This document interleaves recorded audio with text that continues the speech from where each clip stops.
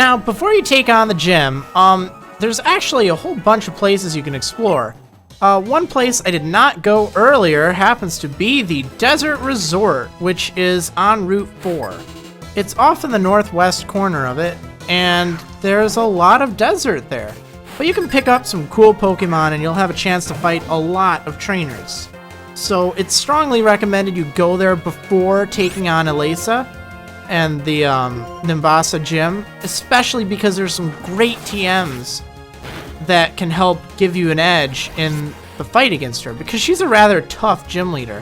She's gonna wreck my team, not necessarily because of just being electric, but the fact that she uses 2 Emolgas. Now these things are a pain because they are also flying types, and between all of my Pokemon, that flying electric combination just wrecks me. So I need to make sure I get these TMs because they're going to be very vital to winning against her. Okay, so one of the best TMs you can get early on in the game is right in this little house here. Well, you don't talk to this guy, but he'll tell you just how bad sandstorms are, in case you couldn't have figured it out already. I don't mean to brag, but I'm a dig pro. I'm like so pro at this. I can dig all day, and they call me a pro at it. But that's the TM you want. You want to get TM28, Dig. It's a great ground type attack, 80 power, so at this point in the game it hits very hard, and a lot of Pokemon can learn it, including my Dewott and Judo Mario, my Throw. They can learn it, so I think I taught it to both of them. I mean, why not, right? Okay, boring Sandile or Darumaka or something, I don't even care. Yeah, teach that to your Pokemon. Remember, ground is super effective against electric, so that will help in some of your fights in the upcoming gym.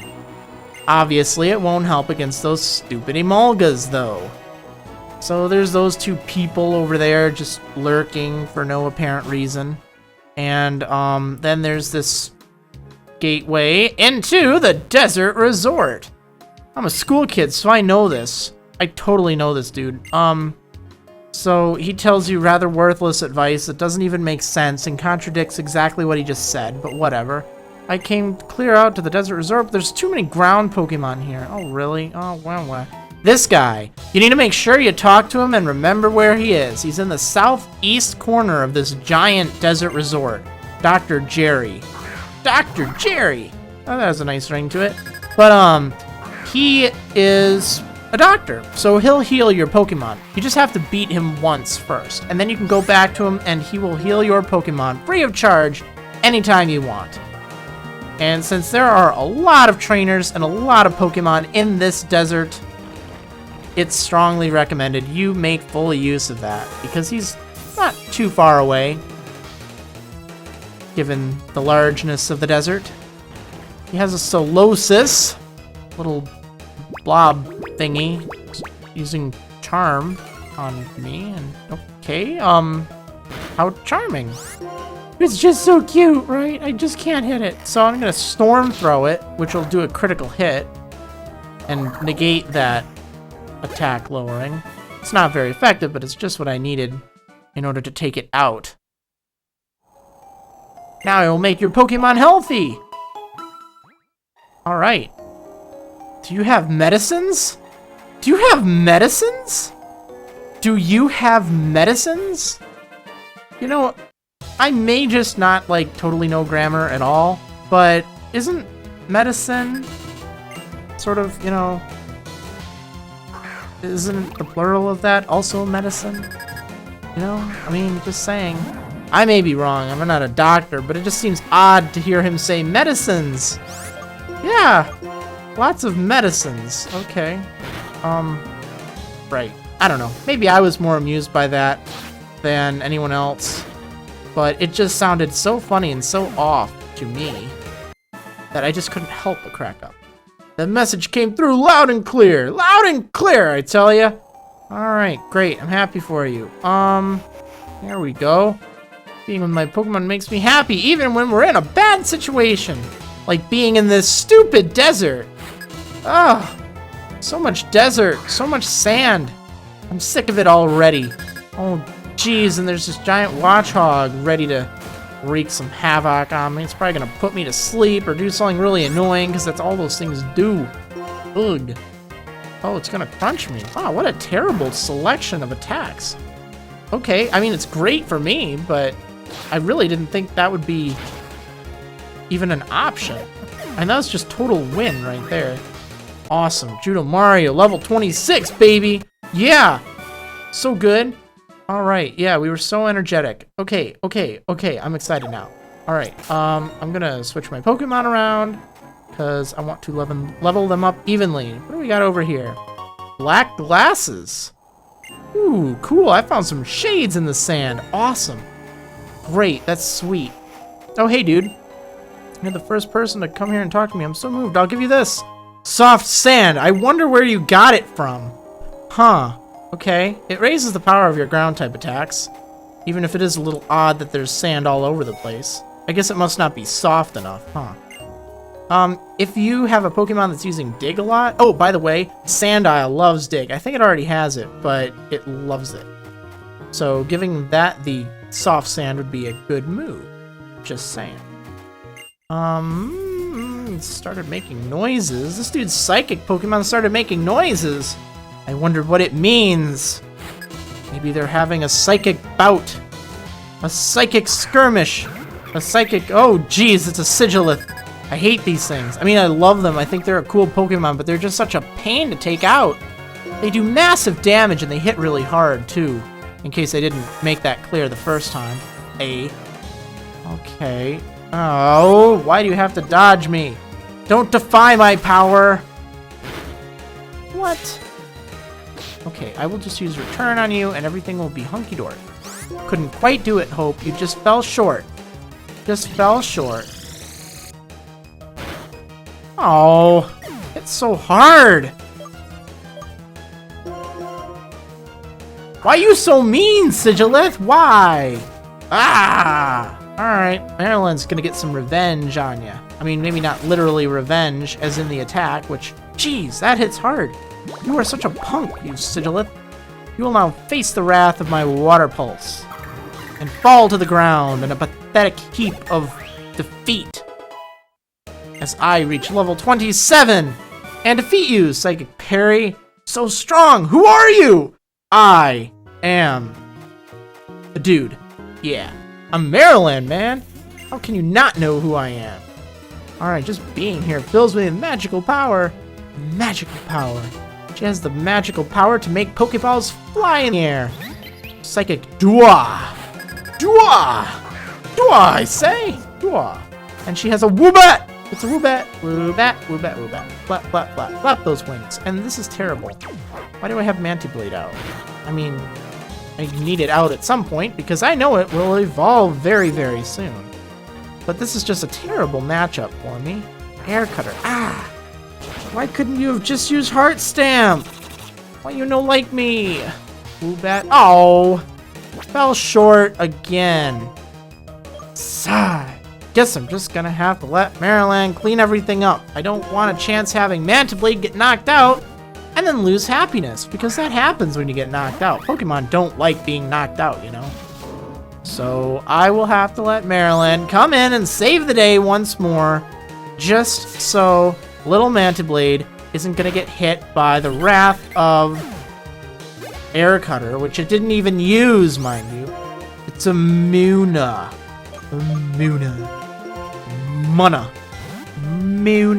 Alright, I will now send Mantiblade back out, my little Swadloon, and I think it'll be able to rattle this thing a little bit more. Let's see what you can do. Show me your moves, Mantiblade. Come on, you can do it. I know there's a reason for this. Oh yeah, I think I just wanted to see what it was going to do. And I think I can handle a Zen Headbutt. I mean, what would a Muna do? I don't know. It was dumb. I shouldn't have done that. I mean, healing was a smart move.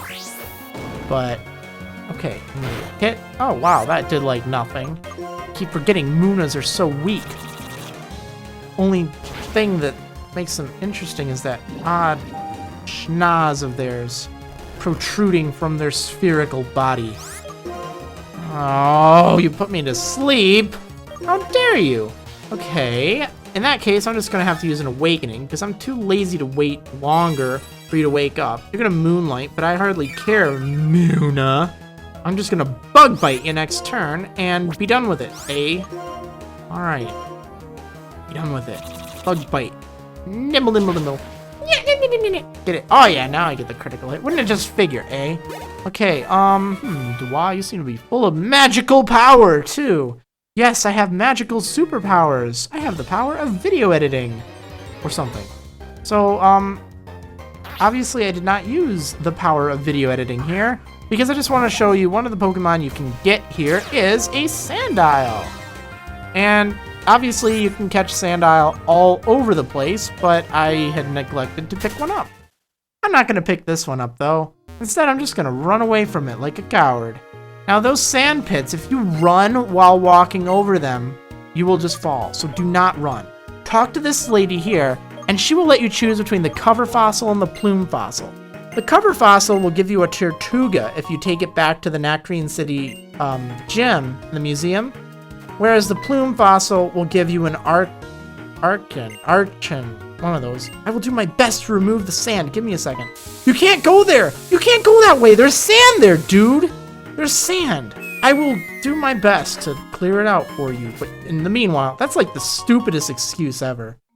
One thing about those fossils, oh yeah, pick up that elixir, but one thing about those fossils, make sure you pick the right one, because the plume fossil gives you the flying fossil bird dude, and the cover fossil gives you the turtle.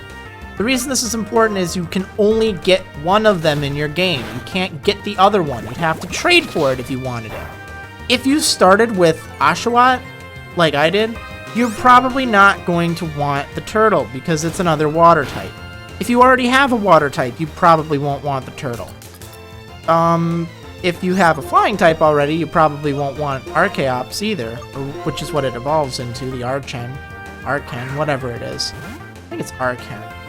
I don't know. But, oh, I'm gonna catch this Sandile. Oh, what a stinker. Okay, yeah, but you just take it back to Nacrene Gym. I mean, they're both great Pokemon. I tend to prefer Archaeops in the end because it's just so powerful. It hits very hard.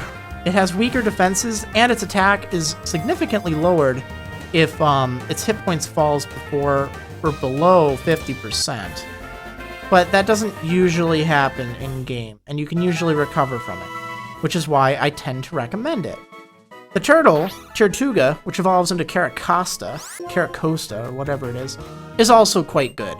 It has some good abilities, or good attacks, and Shell Smash is amazing on that thing. It lowers its defense and special defense, but then raises its speed, attack, and special attack by 2 stages each. So it can turn that thing into a monster. Now there's one other Pokemon you can catch in here. It's not that one, nope, and it's not that one. Those are just Sandiles. The other Pokemon you can find in here is a, wait for it, it's a Yamask. It's a pure ghost-type Pokemon that has very little to offer you in the way of offensive capabilities, but it's a really defensive Pokemon at heart.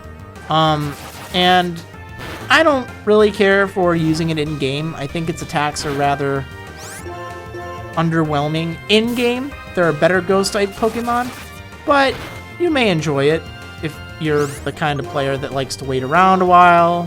You know, the combo with that is you use like Will-O-Wisp and then Hex to do insane amounts of damage, or good amounts of damage. You're not going to see insane amount of damage with this thing, but it works. It'll last for a while. I think it's the first ghost-type Pokemon you can catch in the game so far. So feel free to use it if you want, but don't feel too bad if you decide against it. Alright, so I got it, and I'm gonna make my way out of here so we can explore the rest of this darn desert, because it's gonna take 1,000,000 years just to explore it all. So I'll try to get the rest of it explored on the next episode of Marriland's Pokemon White Adventure.